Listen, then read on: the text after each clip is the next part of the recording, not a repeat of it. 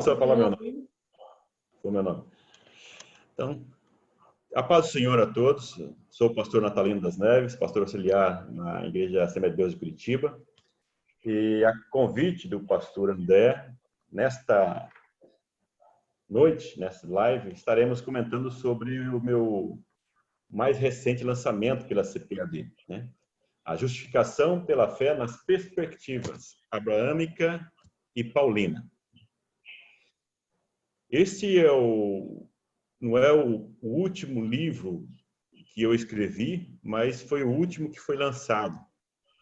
Ele é um fruto já de um trabalho a longo prazo e que eu resolvi agora fazer uma junção de alguns trabalhos escritos. Esse tema me chamou a atenção pela primeira vez quando eu estava fazendo o curso de bacharel em teologia. E nos primeiro, segundo ano do curso, eu me deparei com o livro Perspectivas Paulinas, do Ernest Käsemann. E ele, pela primeira vez, eu vi a frase sendo utilizada por ele, que Abraão era um protótipo da fé cristã. E o que me chamou a atenção, e naquele momento, então, eu já tomei a decisão, ou seja, definir qual seria o tema do meu trabalho de conclusão de curso naquela época. Já gostava do apóstolo Paulo, dos comentários do apóstolo Paulo, e aquela abordagem onde ele cita em Romanos 4 me chamou a atenção. Então, no final do curso, do bacharel em teologia, eu fiz duas exegeses. Uma de hebraico, de Gênesis 15:6, e depois eu fiz uma de Romanos 4, que é a linha que eu optei na minha formação de bacharel, a linha da exegese. Eu fiz essas duas exegeses e utilizei-as para fazer meu trabalho de conclusão de curso. E recentemente, alguns anos atrás, então decidi escrever esse livro, utilizando já as exegeses que eu tinha feito em abordagem e fazendo então, incluindo mais a biografia de Abraão e de Paulo. Foi o que eu fiz nesse livro. Então, dividi o livro em duas partes. A primeira parte, onde eu abordo as biografias de Abraão e Paulo, porque são os principais personagens do livro. E depois eu faço uma abordagem na parte final da parte 1 sobre a análise exegética, ou melhor, a releitura que o apóstolo Paulo faz de Romanos, ou em Romanos 4, de Gênesis 6, sobre a justificação de Abraão. E na parte 2 do livro, então, eu coloco como apêndice as duas exegeses que eu havia feito. Fiz uma revisão, são completas, que vai auxiliar as pessoas que têm o primeiro contato com o trabalho exegético. Porque muitas pessoas falam assim, vou fazer uma análise exegética, mas nunca fez uma exegese de fato. Usa isso como jargão, mas não conhece o termo ou o exercício prático mesmo de uma exegese. Então, eu vou falar um pouco aqui sobre isso, o que eu abordo nesse livro. Então, eu não mencionei, mas gostaria de mencionar também o prefácio desse livro, foi feito pelo pastor Wayne Gabi, que é o meu pastor aqui, pastor presidente de Curitiba, que também é comentarista da CPAD da Lições de Adultos. Então, agora falando das partes do livro, né, passo a passo. Então, na primeira parte, como eu disse, eu dedico às biografias, né, de Abraão e Paulo. Então, a primeira, eu trato da biografia de Abraão. Por que Abraão? Porque Abraão é a figura que é utilizada pelos judeus e também na época do apóstolo Paulo pelos judeus cristãos, aqueles que eram do judaísmo e haviam se convertido ao cristianismo, mas que ainda estavam muito apegados à lei e à tradição judaica, era a figura que eles utilizavam para defender a justificação pelas obras. Então, eu trago aqui para relembrar quem foi Abraão, essa figura. Eu começo, então, no primeiro tópico, no capítulo do livro, Abraão, amigo de Deus e pai de todos os povos. Então, no primeiro subtópico, a obediência de Abraão e a sua amizade com Deus. Então, aqui eu começo falando Abraão, quando ele, antes dele ser chamado, Abraão, junto aos seus familiares, das questões familiares, as similaridades que existem entre nomes e cidades, qual o significado desses nomes e dessas cidades são dados ali, por exemplo, o irmão de Abraão, por exemplo. Esse momento da saída de Abraão, de Terá, pai de Abraão, quando ele sai com seus familiares, o momento que ele estava vivendo, de uma família que tinha as suas dificuldades, questão, por exemplo, de Abraão e a sua esposa, que não tinha filhos, questão de morte na família, bem diferente das famílias da sua época. Era uma família, vamos dizer assim, dentro desse conceito, considerada até amaldiçoada, porque era uma família com muita dificuldade, o que leva o seu pai a sair daquela região em que ele estava para ir para uma determinada região. E aí falo dessa questão da própria obediência de Abraão ao seu pai, às famílias que ele vai junto. E como, fazendo uma análise também dos textos, identificando que Abraão, na realidade, ele é chamado, ainda o seu pai era vivo. Então, eu faço aqui uma descrição, análise dentro do texto bíblico, que demonstrando que pela idade dele, quando o pai dele morreu, etc., que ele ainda, o pai era vivo. Então, nós vemos que ele acaba atendendo esse chamado de Deus e deixando a sua família naquele momento, obedecendo mais à voz de Deus por causa do chamado específico. Faço menção que Abraão, nessa época, às vezes a gente, quando lê o texto, acostumado já na época que nós vivemos e lendo o texto bíblico, a gente tende a pensar que Abraão já conhecia Deus da forma já depois de uma certa, como era antes, depois de uma certa experiência. Então, ele estava ainda conhecendo Deus.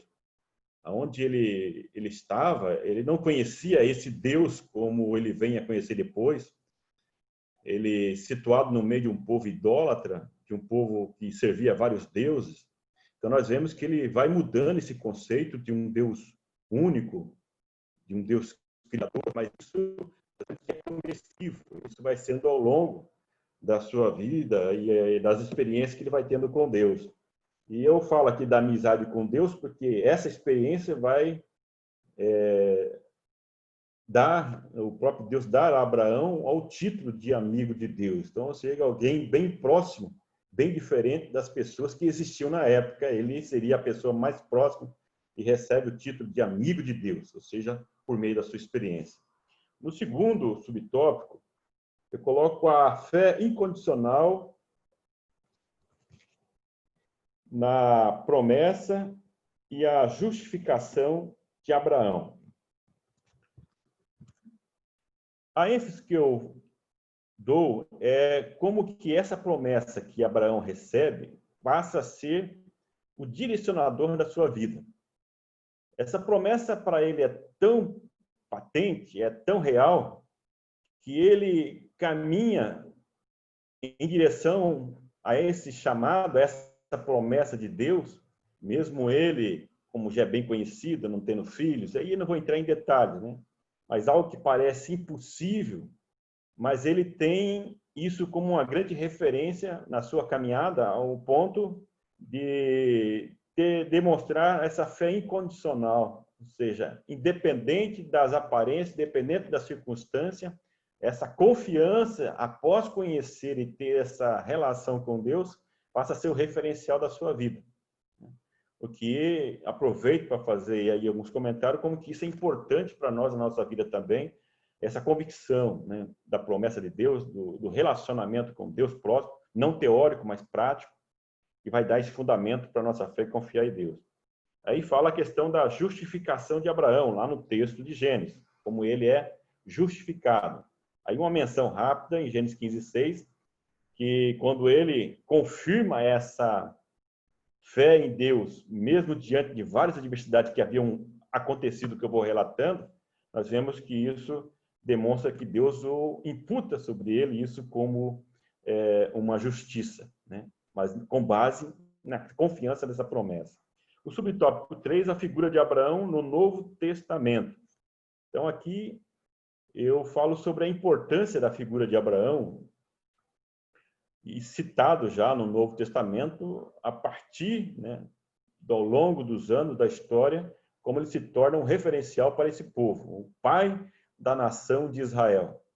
Mas nós vemos que mesmo já no chamado de Abraão, eu falei que não é somente uma referência para o povo de Israel, por mais que eles queriam tomar como exclusivo para si. No próprio chamado já fica bem claro que Deus os chama não somente para ser um pai de uma nação, mas de todos os povos. Mas isso o povo judeu não consegue compreender até então, até os dias do apóstolo Paulo. Aí no segundo capítulo eu trago a biografia do Paulo, o apóstolo dos gentios. Então eu falo sobre a origem de Paulo, trago algumas informações assim adicionais que geralmente você não encontra nos livros que os hebreanos geralmente estão pesquisando sobre a origem do pai, da região que ele estava, como que ele consegue a cidadania, a influência do apóstolo Paulo, a questão da sua formação, conhecedor dos mundos gregos, do mundo grego, judaico, humano, como que ele vai se formando. Tarso, a questão da universidade, uma das 3 maiores do mundo da época. Então, vemos a influência que ele recebe, ele estar aos pés de Gamaliel, a orientação que ele recebe, um dos grandes referenciais da religião judaica, e como que ele é formado como um exímio ou um referencial de um bom judeu, alguém que era um praticante e fiel ao judaísmo, e como ele vai então se formando, e a questão dos seus familiares.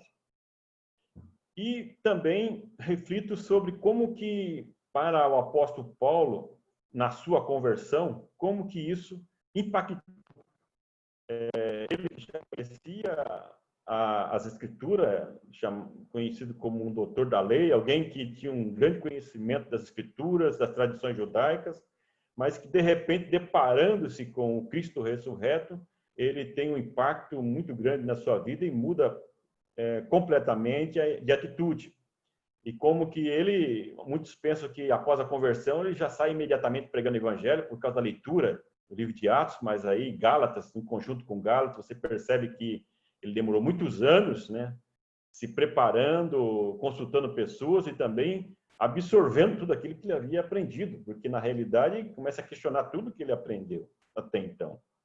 Então falo da questão da sua mudança de vida, a sua transformação, e como que essa experiência de conversão foi tão forte na vida dele, que ele deparou-se com tantos obstáculos, a exemplo de Abraão também, com tantas situações que muitos no lugar dele abandonaria ou não seguiria seguindo mesmo com essa dificuldade, e como que ele consegue então manter também, mesmo dentro do judaísmo, entre os judeus, conseguir fazer essa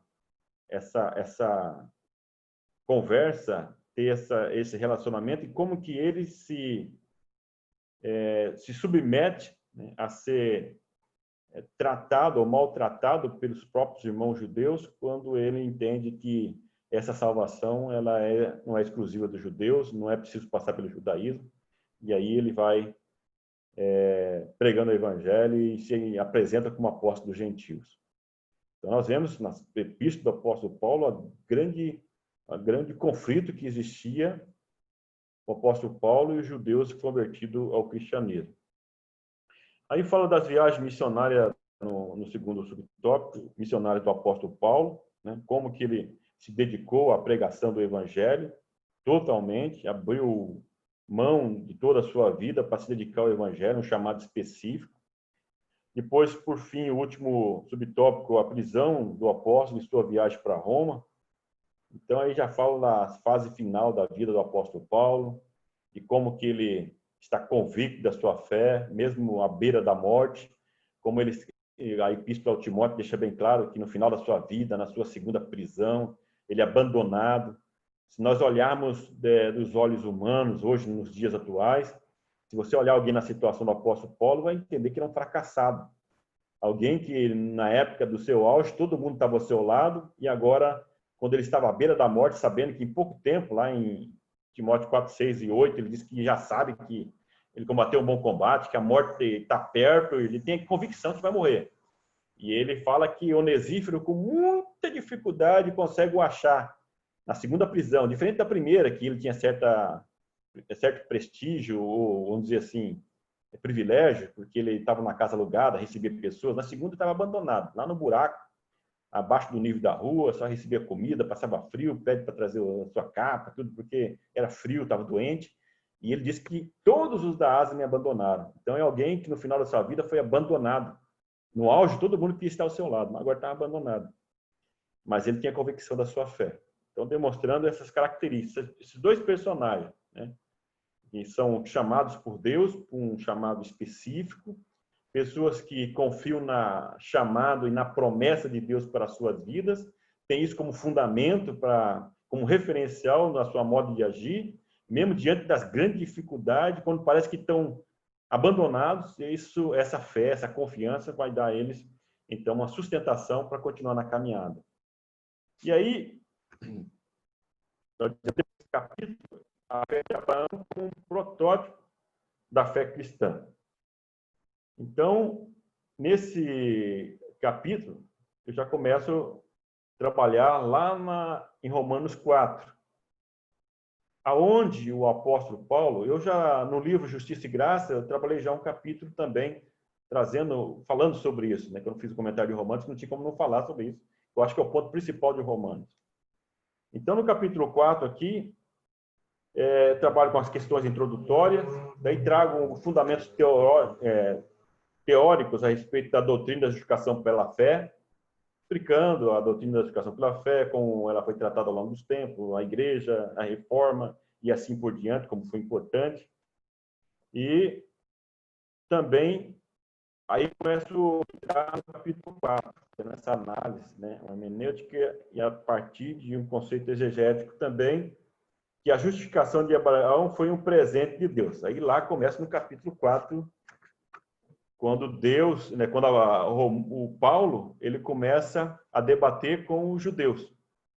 E aqui que é importante, então, a gente entender quem foi Abraão, como era importante para os judeus, e como que eles tinham ele como referência, como o pai da sua nação e o pai da religião judaica. E eles defendiam que Abraão foi justificado pelas suas obras, pelo que ele havia feito. E aí nós vemos Paulo usando a mesma figura que era utilizada pelos judeus para defender a justificação pelas obras, e diz, olha, na realidade, Abraão é um bom referencial, mas não para a justificação pelas obras, mas pela fé. Então, aqui que diz que Abraão foi justificado, a justificação de Abraão foi um presente de Deus. Ele começa a falar lá que Abraão, na realidade, não foi justificado pelo que ele havia feito, mas sim pela graça, pela misericórdia de Deus. Os seus feitos foram como se fosse pesado na balança da justiça e tido como justo.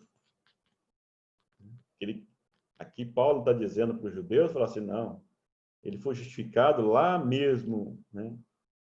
Antes de ouvir falar a respeito de Jesus, da cruz de Cristo, mas lá em Gênesis 15:6, que aborda sobre ele foi justificado, na realidade, pela fé, que ninguém é justificado pelas obras. Aqui eu faço uma referência também que algumas pessoas questionam e fazem diz que existe uma contradição entre Tiago e Paulo, porque quando Tiago diz assim, mostre as tuas obras, eu direi qual é a tua fé. E Paulo diz que nós somos justificados pela fé somente. Então, eu trago aqui que os dois estão em momentos diferentes. O apóstolo Paulo trabalhando a justificação, que é o momento inicial, aquele momento quando a pessoa, ele ele se rende diante de Deus, ele aceita as obras de Cristo como obras meritórias, dignas e que têm o efeito da justificação.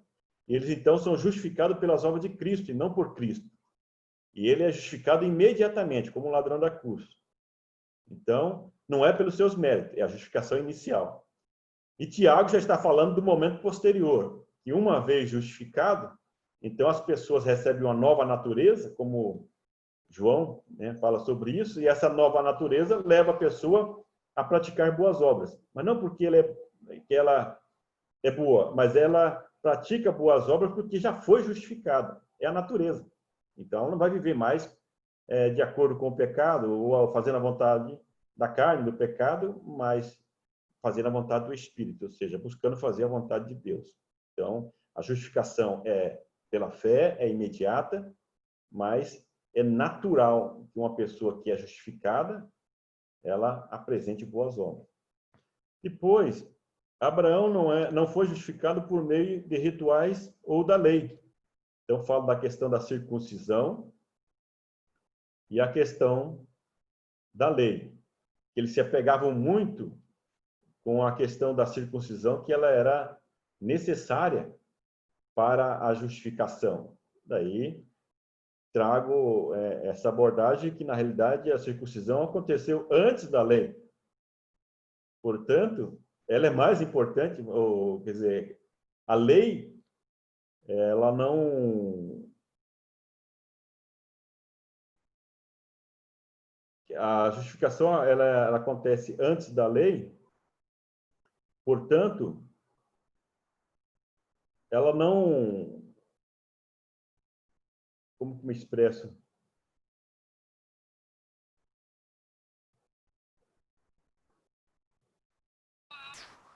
Deixa eu entrar na questão do ritual, como um ritual de justificação. Aqui, o ponto forte é a questão do ritualismo, como algo que é necessário para a justificação. Existe uma comparação que alguns fazem com a questão do batismo também, trazendo isso como um ritual, ou a ceia, são rituais. Então, o apóstolo Paulo, ele traz isso como a lei aponta, muitas vezes, isso como um ritual e não com o efeito em si, mas algo que aponta para algo que realmente é o efeito. A circuncisão é dada na promessa que é feita a Abraão como um sinal da promessa que Deus havia feito, não como algo necessário para a justificação, mas apenas para demonstrar que aquela pessoa realmente confia na justificação de Deus, mas não isso como necessário para se justificar diante de Deus. Depois, Abraão como o pai de todos os crentes justificados. Então, como que Abraão era entendido pelos judeus como o pai da nação de Israel, e todos aqueles que eram descendentes de Abraão eram considerados pelos judeus como justificados ou como pertencentes ao povo de Deus. Então, o apóstolo Paulo, ele volta lá na justificação de Abraão, no chamado de Abraão, onde Deus o chama e diz que seria bendito nele todas as nações da terra. Então, o apóstolo Paulo diz assim, que na realidade, aqueles que fazem parte do povo de Deus não são somente aqueles que são filhos naturais de Abraão, mas as pessoas que são filhos na fé, ou seja, que apresentam a mesma fé que Abraão teve de acreditar num Deus do impossível. Né? Aí tem até a questão do Hebreus, como diz que a época de Abraão nunca havia, não havia tido nenhuma ressurreição, mas o autor de Hebreus disse que ele tinha fé suficiente para quê? Que mesmo se o filho morresse, ele seria ressuscitado, mesmo não tendo nenhuma menção de ressurreição até então. Então, o autor de Hebreus faz essa releitura também.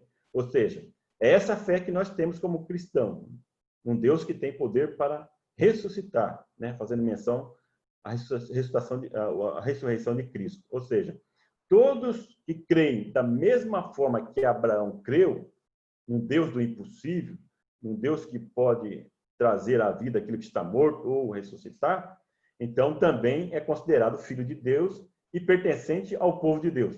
Então não era exclusivo dos judeus. Então esse é o argumento que ele faz, ele traz com os judeus, demonstrando que Abraão, já lá no Antigo Testamento, foi justificado pela fé e não pelas obras. Então, como entender isso? Né? Dentro das doutrinas do cristianismo, por meio de Cristo. Então, ele traz aqui a importância que tem o modelo da fé. Né? Ser justificado pela crença em Deus, de uma fé incondicional. Né?